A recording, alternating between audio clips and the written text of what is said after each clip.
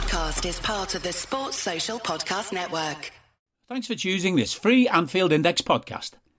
If you'd prefer to listen to this or any of our other shows without adverts, then now's the time to check out Anfield Index Pro. With AI Pro, you can supercharge your entire listening experience. You'll not only get all of our podcasts without the ads, but you'll have them far faster with our quick publish feature available exclusively for subscribers. AI Pro also puts you in the heart of our sound studio, with an option to listen to many of our shows live and interact with the podcasters in real time as the shows are recording. Upgrading couldn't be easier. AI Pro is available on all popular podcast platforms, and we have our own apps for Apple and Android. Just head on over to AnfieldIndexPro.com and get started today. Hello and welcome to the Daily Red, your lunchtime catch-up on all things Liverpool FC and your daily reminder that Liverpool are top of the league. And I'd like to apologise for forgetting to remind you yesterday. You might have been walking around going about your day unaware of the fact that the Reds are top of the league. And we're not only top of the league, we're in the semi-finals of the EFL Cup. First leg to be played tonight at home to mighty Fulham, who gave us a hell of a game the last time they came north. We're also in the fourth round of the FA Cup, taking on either Norwich or Bristol Rovers. I fancy Bristol Rovers. We played Norwich a lot over the last 10 years. It's time for some fresh blood, some fresh opponents. Haven't played Bristol Rovers in 32 years.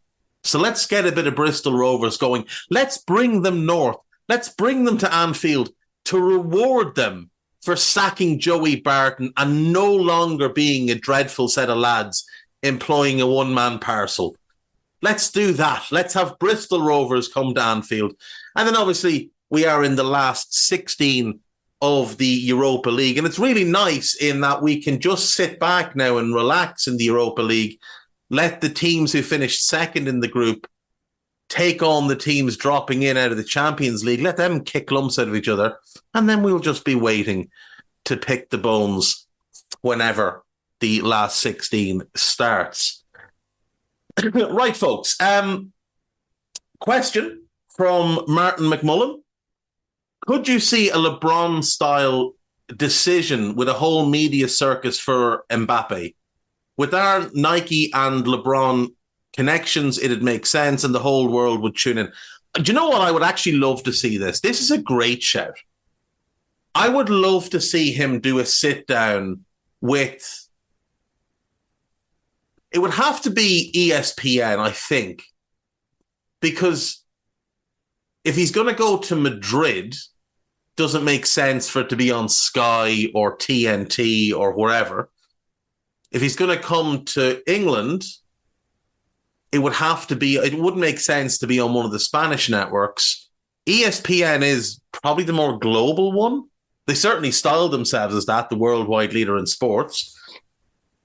I think it would be quite cool if Mbappe did a sit down and explained the decision process behind why he's going to go where he's going to go. And it may well be that he stays at PSG. I mean, there's no guarantee that he does leave.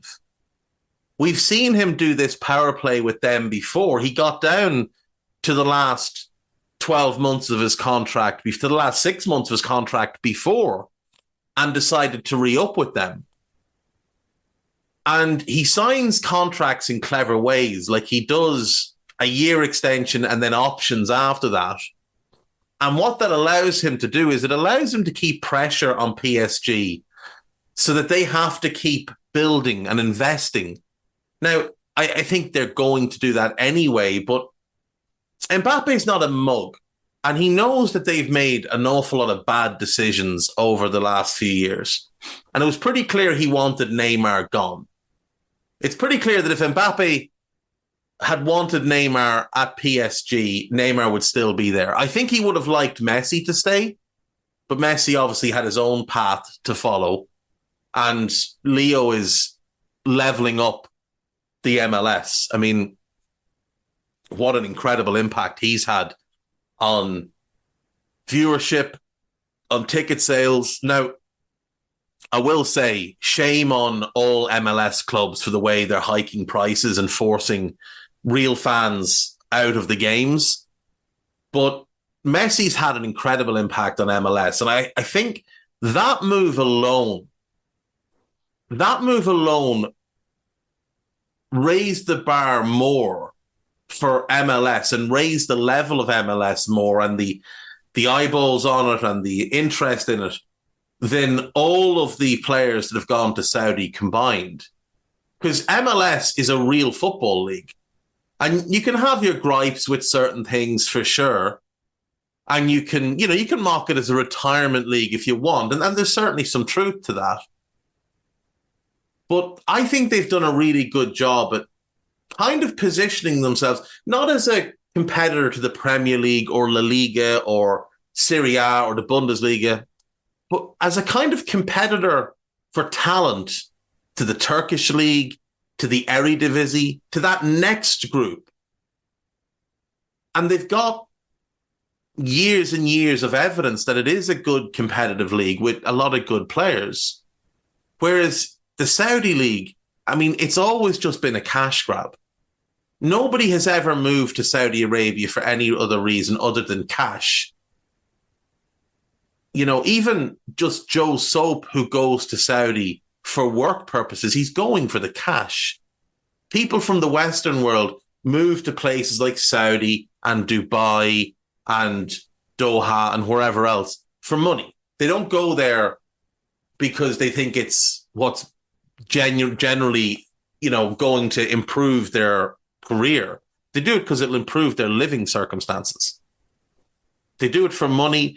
There is a great lifestyle to be found in a lot of those countries, without question.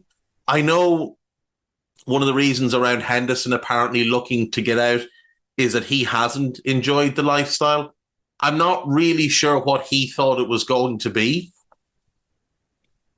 The line about him not liking the climate is hilarious. I mean, a quick Google search would have told him. So I don't believe that part. But I can believe that, a lad from Sunderland who's lived in Liverpool, never been outside the north of England, I can believe that he might struggle with the lifestyle. If he'd lived in France and played in France, I think it might have been easier for him. Not just France, other places as well. If he'd had a career that was more far-flung, I don't think it would be as much of an issue for him. But he's a working class lad from a working class area who grew up in a working class city and then spent the majority of his career in a working class city. So to move to Saudi, I think he lives in Bahrain. It probably is just quite a big culture shock. Now, if he was to give it another 6 months, I do think he'd find it a lot easier. I do think they'd settle in and become more comfortable with the way things are done. Latest on him, apparently, is he's going to potentially going to Ajax, which is just magnificent. The architects of the beautiful game signing a fella that treats a football like a hand grenade is just wonderful. Anyway, back to Mbappe, because I've gone completely off on 3 different tangents there. Which might be a record for me to do 3 different tangents at once, but this is a 4th tangent. So let's go back to Mbappe. I do think it would be quite cool if he was to do a sit down with one of the big networks. I do think the eyes of the world would be on it because he is the best player in the world. Now, look, Leo is still Leo, but he's not Leo anymore. He's not the same guy he was 6 years ago. He's still a great player. And he's still a worthy Ballon d'Or winner. But week to week, game to game, Kylian Mbappe is the best player on the planet. So I do think every football fan has a vested interest in where he goes next. Because regardless of where he goes, you're going to want to watch. So if he did decide to join Liverpool, if he did decide that, you know what, I've made stupid amounts of money, and he has made stupid amounts of money at PSG. My next move is about career. It's about legacy. It's about winning. I'm going to go and I'm going to play for Jurgen Klopp. I'm going to go to Liverpool and I'm going to play for Klopp. I'll take whatever they're giving Salah. I'll take the same, which I think we'd all agree it would absolutely be fair. He doesn't have, obviously, the track record with us, but we're talking about, again, the best player on the planet. So if Mo got a new contract for 400 grand a week and we gave Mbappe 400 grand a week, I don't think anybody would be put out by that. I don't think anyone would say it was undeserved. And while it's unlikely that, we will get him, it wouldn't destroy our wage structure if we got him on a deal like that. Because remember, what we could do, let's say he agrees to sign for us.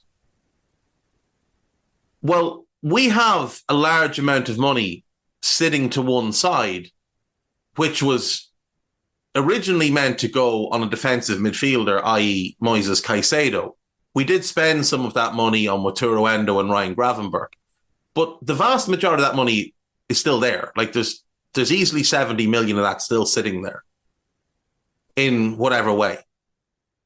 What if we gave him that as a signing bonus? Instead of paying a transfer fee to somebody else, what if we said to him, look, we'll give you 70 million as a signing bonus, or 50 million. We'll keep 20 for something else.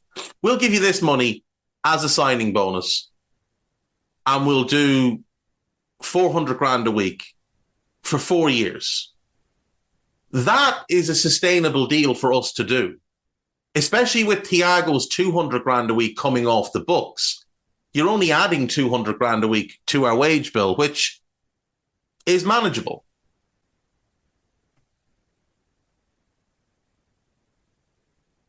So he gets 20 million a year from us. And then you could say to him, the 50 million, we'll just spread that for you. We'll spread that across. So in the end, you're going to earn 32.5 million from us per year. You'll get a lump sum of 12.5 million each summer, and then you'll get 400 grand a week. Like, it's still probably less than Real are offering. There was talk that Real were offering 100 million and they were going to pay him, I think, 600 grand a week and stuff like that. But,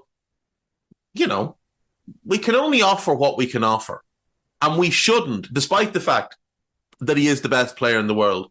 I wouldn't like to see him come in at way above the players who've done incredible things for us. I wouldn't like to see him come in at 200 grand a week more than Mo Salah, at 350 grand a week more than Virgil, at 400 grand a week more than Alisson. But at the same money as Mo, 150 grand a week more than Virgil, and I'm sure there'll be another Virgil contract to come, 200 grand a week more than Ali, there'll be another Ali contract to come. Obviously, we've got a Trent extension coming up that's going to see him get a decent pay rise, probably to about the 250 mark. But I mean, we're also growing as a club and we're adding more commercial partnerships along the way. The Nike deal, obviously, that Martin mentions is one that potentially could sway things in our favour. Maybe there's some way to work it out with Nike where they pay him more money than they are now on a new deal, and that kind of supplements things. I still am of the opinion he goes to Real. In the same way that I'm of the opinion that City are going to win the league. I say those things so that I don't get too focused on them and end up being disappointed. It's a coping mechanism. But yeah, I do think him doing like a TV special where he talks about his journey, talks about his time at PSG, talks about what he was looking for, talks about what's behind his decision, and then reveals his decision. Now, he shouldn't say, I'm taking my talents to the banks of the Mersey. someone would want to word it a bit better than that for him. It's not the same as I'm taking my talents to South Beach, but it would be very cool. Look, maybe stick it on NESN and have them do the rights from there, and give him a share of the ad revenue off it as part of a signing bonus. There are ways for us to do the deal. I just think it's unlikely that we can get to what he would want, but we do have an ace in the hole, and that's his mother, who's very, very important in his career. And she's a huge Liverpool fan. Huge Liverpool fan. He's talked about that openly. And then we have the Klopp factor. Jurgen has put in a lot of legwork on Mbappe over the years. And a lot of it is just because Jurgen's a really good guy. And when Mbappe was a teenager and we tried to sign him the first time, Jurgen and him hit it off. Because Jurgen has that fatherly air to him where, he looks out for all of his players. Remember when Mo, Mane and Aubameyang shared the golden boot and he said, all my players. Because he still viewed Aubameyang as one of his guys. He still checks in on his former players regularly and wants the best for them. I'd imagine even the odd player across the years that's wronged him or that maybe he's not gotten on the best with, like someone like Perisic. I'd imagine Jurgen still cared that even Perisic went on and had a good career because he's just that type of guy. He's not like me. He doesn't have the petty streak that I have, where I want them all to fail endlessly. It would be very cool if Mbappe did it. And even if he did it and said he was going to Real, it'd still be cool to see. I don't think it would make him a villain the way LeBron going to the Heat made him a villain. Because the LeBron thing was part of the Chris Bosh, Dwayne Wade, situation. All three of them agreeing to sign there. Wade was obviously there already. But they manipulated the salary cap. And clearly there'd been some fuckery beforehand where they told Pat Riley, look, we're really strongly considering this. I still to this day don't believe Pat Riley found out that LeBron James was signing for the Heat the day he did. Not even as he said it. I don't believe he found out that day. I think he knew days in advance. That's why he cleared so much salary cap, traded away a number 2 overall pick in Michael Beasley for peanuts, and so on and so forth. I don't think Mbappe would have that same type of, villain tag that LeBron had when he went there. There is definitely one red flag on Mbappe. He does seem to be a bit of a spoiled brat.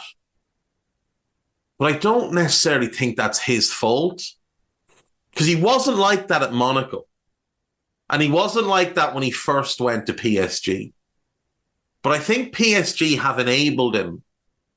And look, if Eddie Gibbs told me tomorrow that I can do whatever I want with Anfield Index and I can call the shots and I can get rid of whoever and bring in whoever and I'm going to get paid all the money and everybody else can scamper around for peanuts, and that's just how it's going to be, I'd probably become a spoiled brat myself. Now, maybe I am already, but I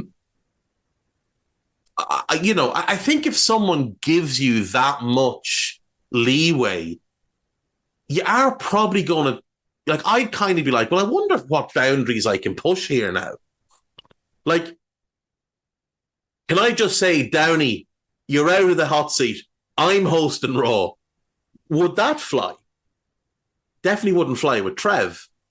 But if Eddie and Gags and Greg were to say to me, look, you can do whatever you want now, I'd probably at least kick the tires on that sort of thing, just for shits and giggles and to see who I could upset.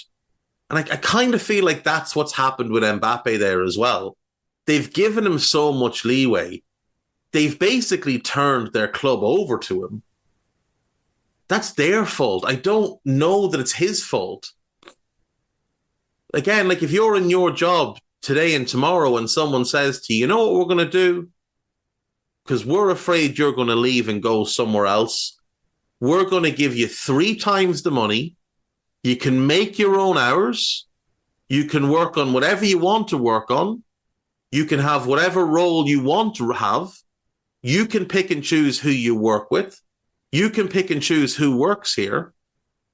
I think everybody would jump at that and probably abuse the power you'd have. I don't think anyone would go, no, I'm fine. No, Jesus, no. Just put me in a room over there by myself and give me all the work, and I'll tell you what, I'll take less money. You give me less money and I'll do more work. I don't think anyone's going to do that. So I don't necessarily blame Mbappe for some of the bratty behavior. Now, should he be better? Yeah, he should. But again, I think it's more because he's been enabled rather than him actually being a dickhead. Fabio Carvalho has finalised his loan to Hull City and been unveiled today. So best of luck to him. Tyler Morton's obviously done well there. Liam Rossinier seems to be a very promising young coach. Very highly thought of, especially as a development coach. So fingers crossed. You know, you see what he's done with Jacob Greaves there as well. And I think that's a positive move for Fabio. And look, the last time Fabio was in the Championship, he absolutely tore it up. And hopefully he does the same. And I don't know that he has a future at Liverpool because I don't know that there's a position that he makes sense in. But a really good loan there. Maybe there's a way then to work him into a deal in the summer to bring in somebody that we want. Like, for example, if we are really serious about buying Michael Olise, as has been rumoured, perhaps Palace would have an interest in him, and that might knock a chunk off the Olise fee. Or it might earn him a good loan to a Premier League side next season, which, if he does really well, could lead to an even bigger fee for us the following year. Injuries, winter breaks, and VAR. 10 things to know ahead of Liverpool versus Fulham. Liverpool lineup versus Fulham, 1 guaranteed starter, and Elliott or Diaz. Well, I would say both, personally. I would start Harvey in midfield, and I would start Diaz right wing, or go 4-4-2 and start them on opposite wings. Virgil's back. Szoboszlai is not. Trent's a few weeks. Costas and Robbo back training at the end of the month. I think Costas is going to be back before Robbo, to be honest. Can I just address this? I saw the dumbest tweet. Look, there have been issues over the last few years with our medical staff and not necessarily getting players back as promptly as they maybe should or could. But I saw a tweet today where some fella said, we need to talk about Liverpool's medical staff. And he put up a picture that included Virgil van Dijk, who was ill, not injured, Andy Robertson, who got injured on international duty, Kostas Tsimikas, who got injured in a freak coming together with Saka, Endo, who's on international duty, and Mo Salah, who's on international duty. Like, moronic, utterly moronic. I see people as well having big old cries that we haven't signed anybody. Like, you have to like, I want signings as well. I think we need to make a signing or two in this window. I've said that all along. But I don't just want to make a signing for the sake of making a signing. Like, I think João Palhinha makes sense for us because I think he's an upgrade on what we have in the number 6 position. With that being said, I can see hugely legitimate arguments for not signing him, given his age, given his limitations on the ball, which I'd imagine are part of the reason we didn't sign Declan Rice, you know, his limitations on the ball. I think we're looking for a specific type of profile there in that 6 position, someone that's both elite defensively, which Rice isn't, Palhinha is, and very, very good at progressing the ball, which I know Rice is good progression numbers. Those numbers don't mean anything. Henderson used to have good progressive numbers, and the fella spent all day passing it back and forth to centre-backs. Tchouaméni is an elite line breaker. Caicedo is a very good line breaker. There's a reason we went for them. There's a reason I think Boubacar Kamara is the right one for summer, but he won't be available until summer. There's a reason I could see us going for Guimaraes, who I don't think is great defensively, but he is very good defensively. He's not a natural 6, but he has played there since joining the Toon. And if we're being honest, only Rodri has been better in that period of time. Now, Kamara's been better this season. Basuma's been better this season.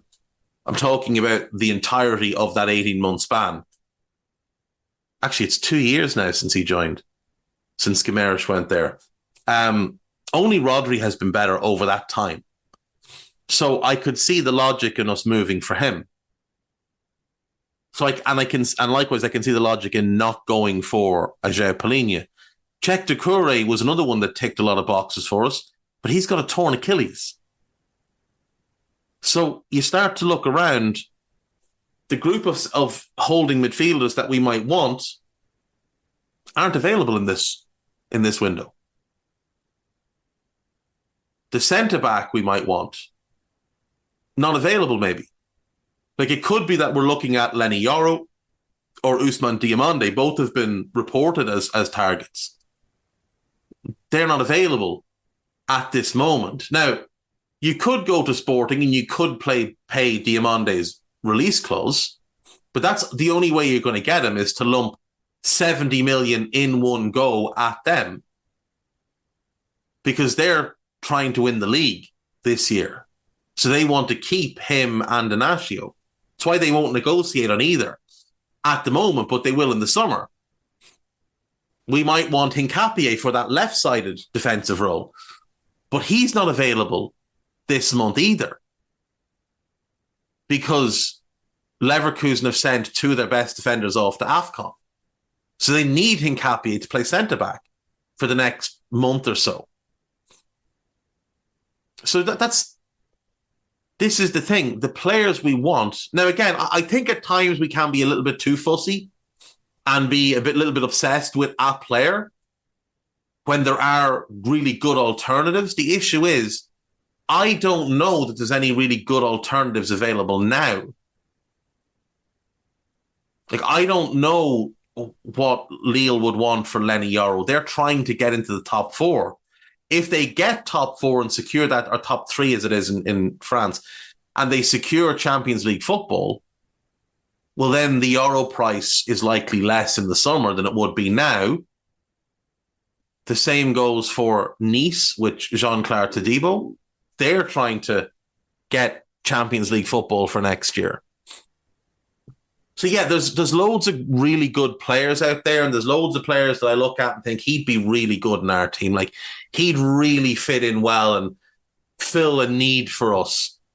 They just might not be available in this window at a price that's feasible for us, at a price that we deem to be value. And you can bitch and moan all you want, and certainly plenty crazy people do, about FSG being tight, and I agree, at times they're very fucking tight. But at the same time, I don't want us drastically overpaying for players. I don't want us paying 105 million for a 55 to 60 million pound midfielder like Arsenal did in the summer. I don't want us paying 65 million for a 30 million pound, I don't really know what he is, player like Arsenal did in the summer. I don't want us being Chelsea. The reason I was happy for us to overpay for Caicedo in the summer is that while he's not a £100 million or £111 million player now, I do think he has the potential to be that player. And you'd be getting him for 8, 9, 10 years. And he was the last piece in that midfield puzzle. But barring, like I say, Boubacar Kamara, Tchouaméni, or if I could pick anybody, Eduardo Camavinga, there isn't a six out there right now that screams at me. Doucouré was the other, but he's injured. That screams at me, I'm the last piece in that puzzle. I think it's those three. And they're not available now. Villa will not consider a Kamara sale under any circumstances. And I don't think Real would consider sales for Tchouaméni or for Camavinga. I just don't think they would at this point. In the summer, maybe.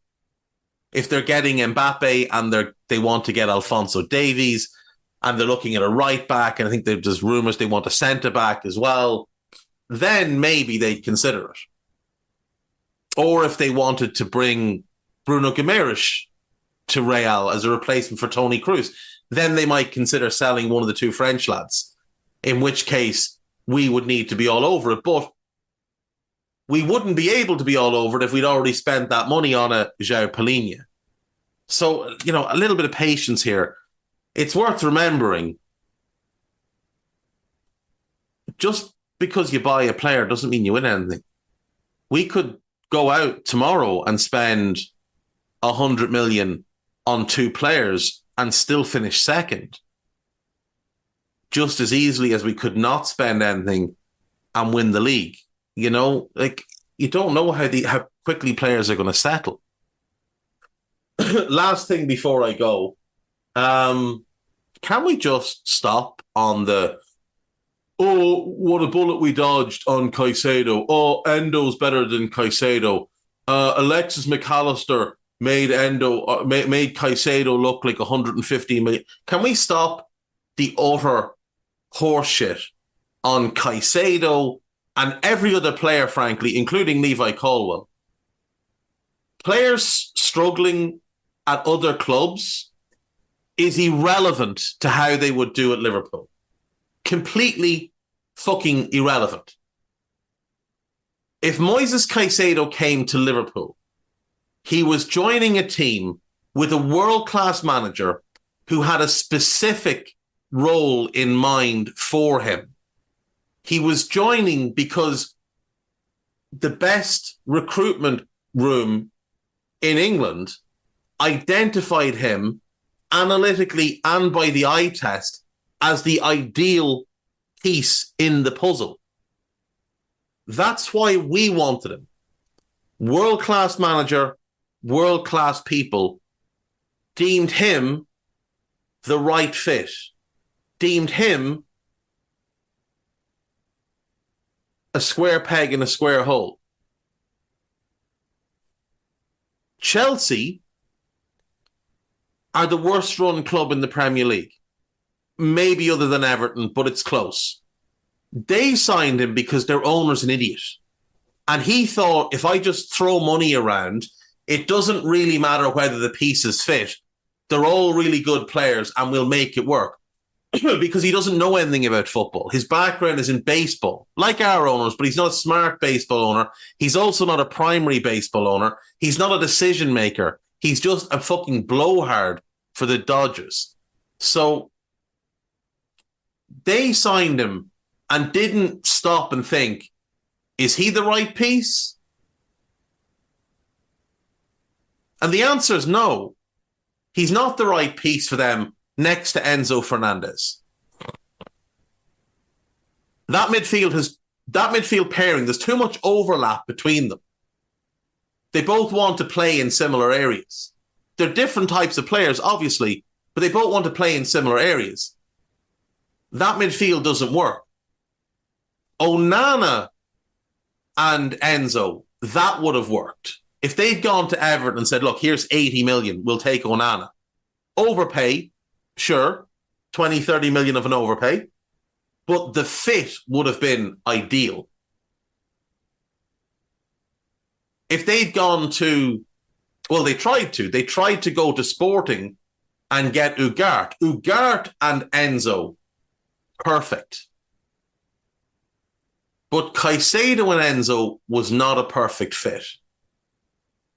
And when people tell you oh, he had his heart set on Chelsea all along.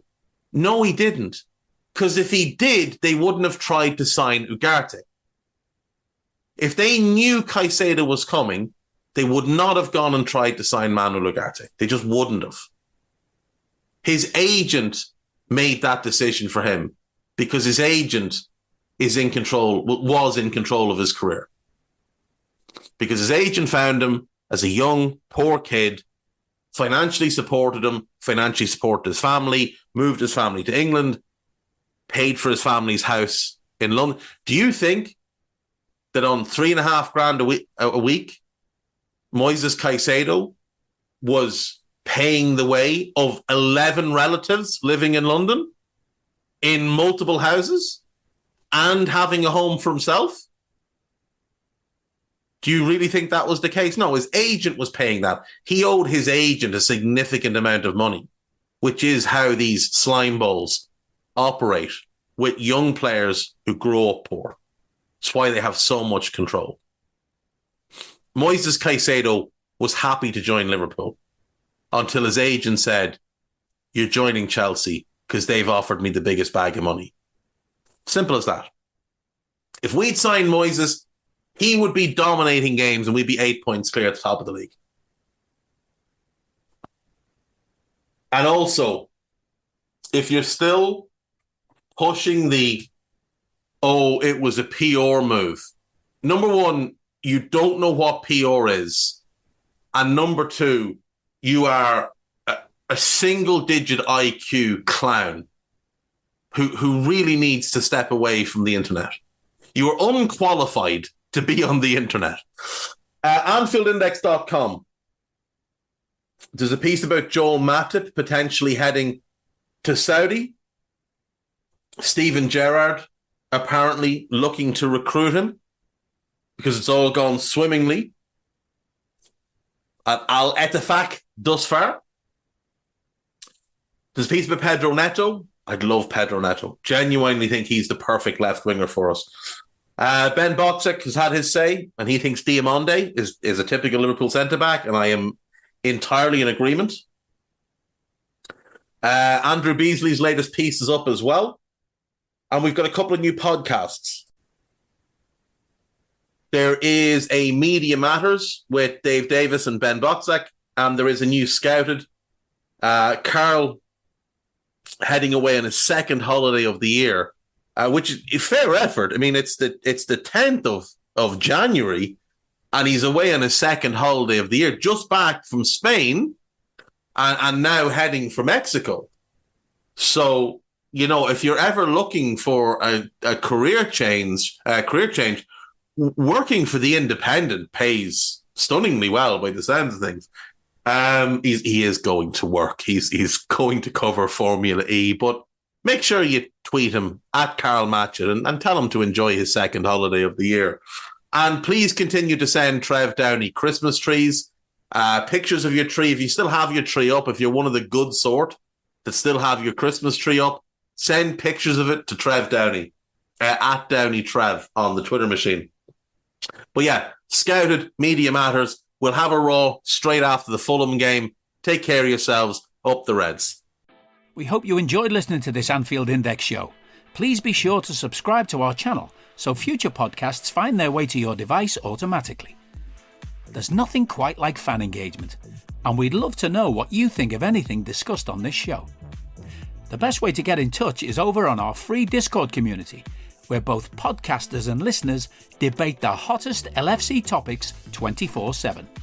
Sign up free now at AnfieldIndex.com/Discord. You won't regret it. You can also follow us on Twitter at Anfield Index and find us on Facebook by searching for Anfield Index. Oh, and before you go, we'd love it if you could leave us a 5-star review on your favourite podcast app. It only takes a couple of seconds, and it means the world to the people who create these free shows. Sports Social Podcast Network.